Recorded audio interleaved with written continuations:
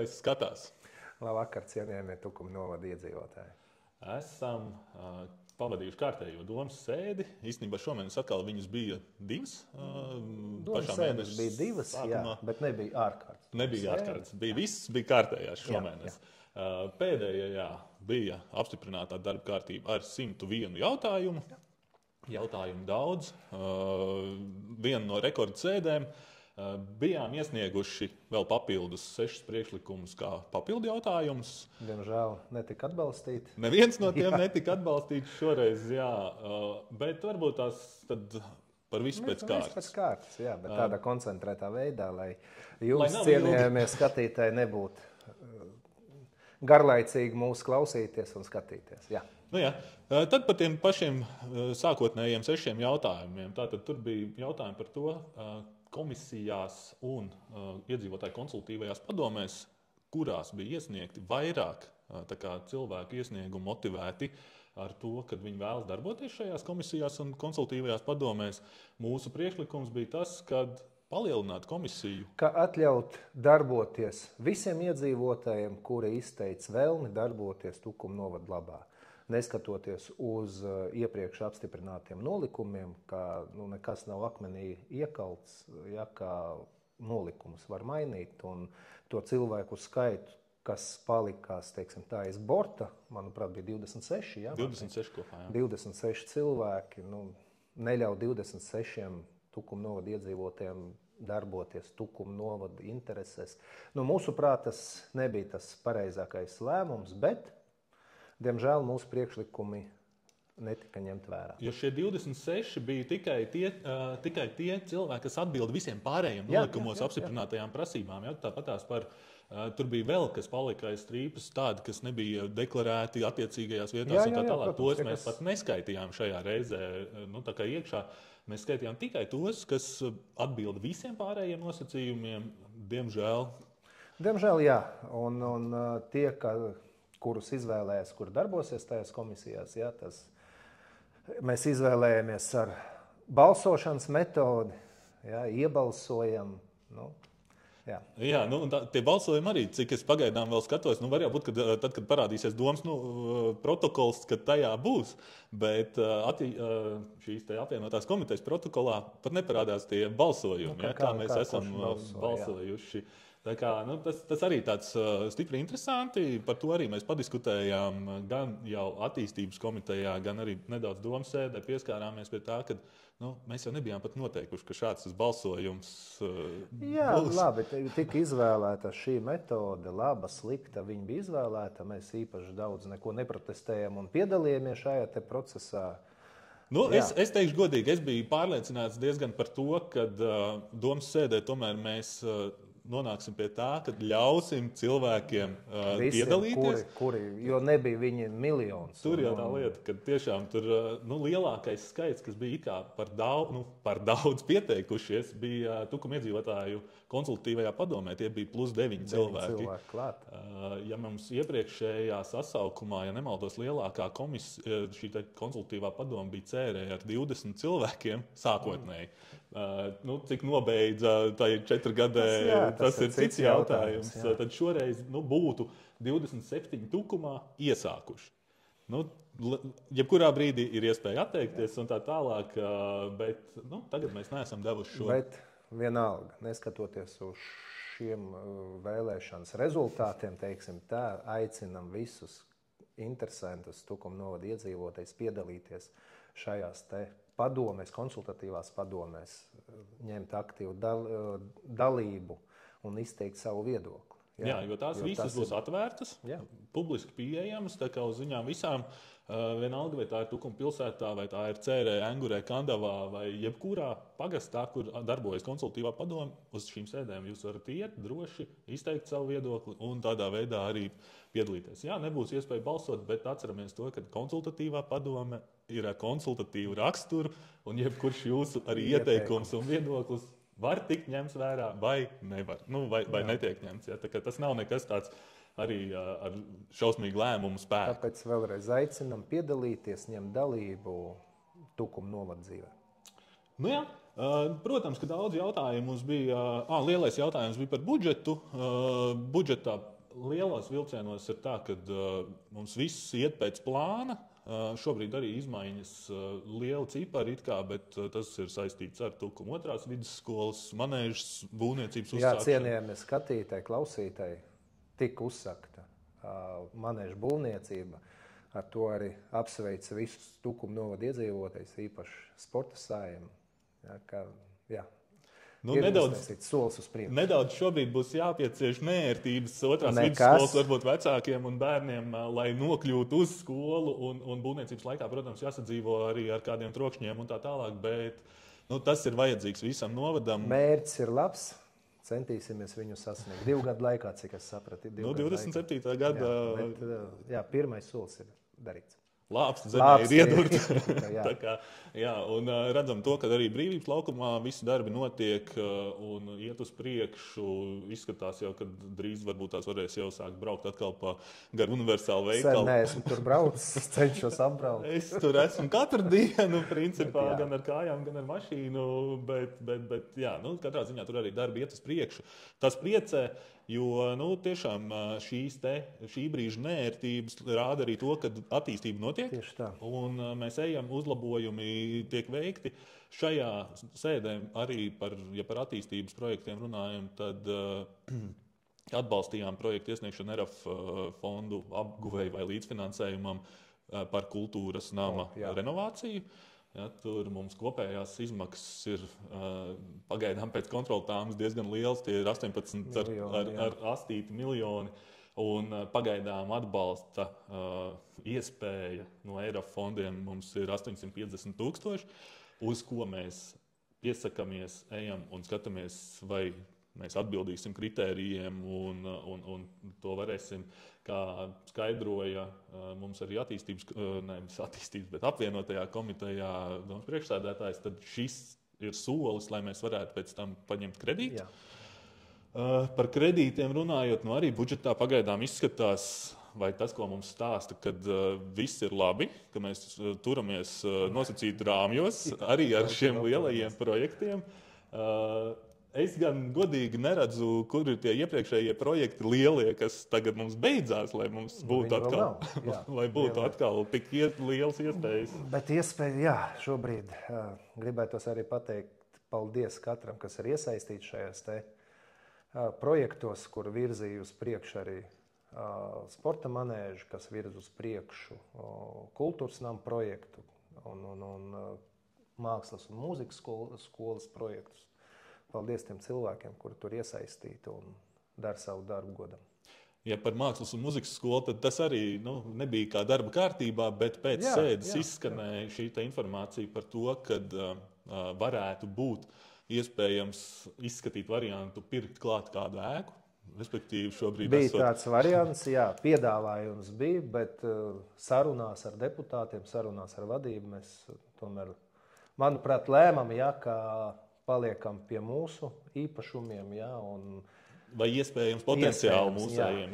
Respektīvi, tas piedāvājums bija vienkārši apskatīt šobrīd Isola esošo pasta ēku un Latelekom veco ēku, kur tiešām lielākā daļa deputātu teica nē, tikai tāpēc, ka mums jau iepriekšējā sasaukumā šis te plāns par Lielās ielas 25, kas ir šī brīža mākslas skola, kad viņi veidot kā mākslu skolu kvartālu, tur arī jau ir uzsāktas bezsaimnieku mantas, respektīvi viena ēka, kas nebija mūsējā iegūšana. Un otra versija šobrīd palikām pie otrās, kad vai Lielā iela 25 vai šī brīža policijas ēka un viss tas rajons, kas ir ap to, jo tur jau Vārta iela 3 ir mūsu. Tur ir arī diezgan liela teritorija, plus šobrīd tiks sakārtots Brīvības laukums, un tad tas viss jau sāk veidoties par kaut ko skaistu. Un policija arī nākamā gada sākumā ir plānots, ka viņi iet uz jauno depo, respektīvi Kurzemes ielā, pie Pavāra kalna, un tad šī ēka ir jau piedāvāta no valsts puses. Šī teritorija, kas ir policijas ēka un pieguļošā teritorija, ka tur varēs izveidot, manuprāt, skaistu kvartālu. Tas tieši kultūra kvartālu. Un tajā brīdī, kad vēl, ja mēs vispār tā pasapņojam jau par to vietu, kad ja policijas kvartālā ir mākslu skola, otrā pusē Brīvības laukumam ir atjaunots kultūras nams, tad jau mums tas centrs atkal iegūst jaunu elpu un tiešām tādu svaigumu. Vēl kas mums izskanēja, bija Upīšu skolas stadiona daļa, kas arī, teiksim tā, pie kultūras nama pārbūs. Vienkārši priekšsēdētājs ieminējās par to, ka arī tur ir uzsākts beidzot sarunas par to, lai mēs visu stadionu iegūtu sev. Jā, to daļu, kas mums tur tāda viena maza daļiņa nav pašvaldības. Stīlis iet tieši. Un arī vairākus gadus esam par to runājuši, diskutējuši. Vēl viena lieta, kas man likās svarīgi un diezgan daudz iedzīvotāju jautājumu arī mūsu aplikācijā ir par tēmu nepļauta zāle un tā tālāk, tad arī attiecīgi likās interesanti, kad labiekārtošanas un uzkopšanas iepirkums beidzas, nevis iepirkums, bet esošais līgums beidzas šī gada 31. decembrī. Un līdz šai dienai vēl nav izsludināts iepirkums par to. Ja. Tas ir. Es tiešām tajā visā esmu mēģinājis iesaistīties jau vairāk kā 10 gadus. Sākotnēji tas bija tiešām tāda, kad man ar domu vēl saistība nebija pašam, bet ar biznesu bija. Tad tā bija tāda mana vēlme, kad šo iepirkumu vajadzētu sludināt laicīgi, lai var pieteikties vairāk pretendentu. Tad šobrīd atkal izskatās, ka tomēr viņš ir, būs izsludināts pēdējā brīdī, un diemžēl tur var pieteikties tikai... Tas pagarinājums vai tad nebija līdz aprīļa mēnesim, ne? Viņš vēl nav. Vēl nav. Tas bija tāda doma par to. Īstenībā šai domai es pilnīgi piekrītu tikai tāpēc, ka 1. janvāris galīgi nav labs brīdis pārslēgties. Ja uzvar, ja mēs ejam uz to, ka tiešām tas ir konkurss, kurā var piedalīties vairāk pretendenti, tad pārēj no 31. decembra uz 1. janvāru, tie ir svētki. Bet, Martiņ, iepriekšējā iepirkumā, tu neatceries, cik pretendenti bija? Divi. Iepriekšējā reizē bija 2 pretendenti. Tas bija Klīners ar neatceros vairs kāds viņam ir nosaukums, jo viņi maina tos nosaukumus diezgan regulāri. Un Hakbergs. Uzvarēja Hakbergs. Un arī, ja mēs atceramies, tad tā pārēja bija diezgan smagnēja. Ļoti smagnēja atceramies, kāda izskatījās pilsēta 4 gadu atpakaļ. Nebija labi. Tur bija tā, ka bija jāiesaistās visiem. Tiešām arī paldies visiem uzņēmējiem, kas tajā brīdī iesaistījās, nāca palīgā. Jo bija diezgan liels hauss tajā brīdī, kad Klīners bija pazaudējis savu iepriekšējo līgumu un vienkārši atteicās 1. janvārī vairs kaut ko darīt. Tas tiešām bija smagi. Tāpēc šobrīd it kā ir apsolījums, kad mēģinās panākt vienošanos ar esošo uzņēmumu par līgumu pagarinājumu. Ja es pareizi sapratu, tad juridiski to var izdarīt uz 3 mēnešiem. Tātad līdz martam būs iepriekšējais apsaimniekotājs. Tā ir normāla ziemas sezona, iet uz beigām, un tad jau var uzsākt kāds cits vai turpināt šis pats, to rādīs jau iepirkuma rezultāti. Bet tas tik un tā, manuprāt, tas iepirkums būtu jāsludina maksimāli ātri, lai viņā var pieteikties maksimāli plašs skaits. Tās bija tās varbūt lielākās. Viens jautājums, bet principā atkal, mēs neatbalstījām lēmumu projektu par Smilšieli 35 un Zvirgzdu ielu 1 summas samazināšanu uz atsavināšanu. Tātad palikam pie sava. Es joprojām uzskatu, ka nav jāsamazina cenas īpašumiem. Kaut gan šīs izsoles process viņš var parādīt to īsto, un viņš parāda īsto zemes cenu. Bet, bet es domāju, ka ja būtu tiešām tādi nopietni pircēji, kas vēlas, tad šobrīd jau tās cenas arī jau uz otro izsoli bija samazinātas, un viņas jau nebija vairs tajā vērtējuma. Tas pat nav tirgus vērtība, bet tā ir vērtējuma izpratnē. Tas ir to, ko mēs neesam atbalstījuši. Viens no mūsu tiem priekšlikumiem bija par to, kad palielināt iestāžu vadītājiem nedaudz rīcības brīvību ar paceltu summu. Tas tika atbalstīts, par to paldies.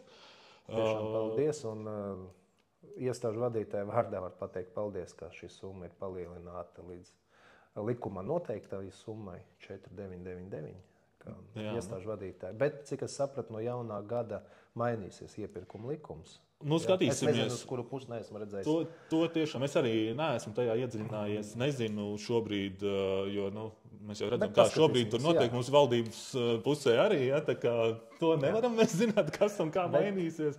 Bet šobrīd mēs esam izdarījuši savu soli ar to, ka saviem iestāžu vadītājiem esam lielāku uzticību devuši. Jā, tieši tā. Ja, devam lielāku uzticību, nedaudz atcējam rokas, ka iestāžu vadītājiem būs nedaudz vienkāršāk. Tieši tā. Un tas varbūt arī, ja mēs laiku runājam par to birokrātijas mazināšanu, tas būs, ir viens solīts atkal tajā juristam nav jāizskata katrs līgums, kurš ir tur līdz 1500. Jā. Jā. Tā kā tās ir tādas lietas, kas tad mums vēl tāds, protams, liela daļa jautājumu bija atkal atsavināšanas, izīrēšanas un tā tālāk. Arī ūdensvada un kanalizācija izbūve. Līdzmaksājumi, jā. Šoreiz arī tiešām lielu bloku sastādīja šīs te pašas komisijas un iedzīvotāju konsultatīvās padomes. Aicinām visus iesaistīties aktīviem, būt īpaši, protams, tiem, kas ir ievēlēti šajās padomēs un komisijās. Izsakiet savus priekšlikumus, viedokļus, jo katrs viedoklis ir svarīgs. Un tāpēc vēlreiz aicinu piedalīties visus, kas vēlās šajās konsultatīvās padomēs. Un arī tie, kas netika apstiprināti, nenokaram degunus. Tieši tā. Ja jums ir viedokļi, izsakiet tos vai ejot un apmeklējot šīs konsultatīvās padomas, kas ir atvērtas. Ja vēlaties, varat tos visu informāciju nosūtīt arī mums. Jā, arī mēs esam gatavi viņu turpināt nest uz priekšu. Un atcerieties par mūsu aplikāciju ziņojumu tukumā. Ziņojiet, ja redzat kādas lietas. Vēlreiz lūgums. Kuru jūsuprāt ir jāsalabo, jāpamaina. Vēlreiz lūgums arī varbūt atgriezenisko saiti tur, kur kaut kas ir, ko jūs esat iesnieguši un ir izdarīts. Ielieciet, kad ir izdarīts, jo tiešām uz katru vietu mums jau ir pāri par 110 ziņojumi. Uz katru vietu mēs tiešām nevaram arī aizbraukt. Informācija ir nodot atbildīgajiem, bet tā kā aizbraukt un pārbaudīt katru vietu, mēs to nevarēsim izdarīt. Tā kā ejam uz priekšu. Nākamais mēnesis nesīs daudzas lietas atkal, ko mums šomēnes apsolīja, kad nākamā mēneša laikā mēs par to mēs runāsim nākamā mēneša pēc nākamās domas sēdes. Visnotaļ noteikti, tam mēs visam sekosim līdzi. Arī jūs lūdzu iesaistieties, dodiet informāciju. Zvaniet, rakstiet droši, mūsu telefoni ir pieejami, e-pasti ir pieejami, gaidām no jums jautājumus, ierosinājumus, mēs esam atverti. Tieši tā. Esam sadarbībā un tiekamies nākamnēnes. Paldies. Paldies.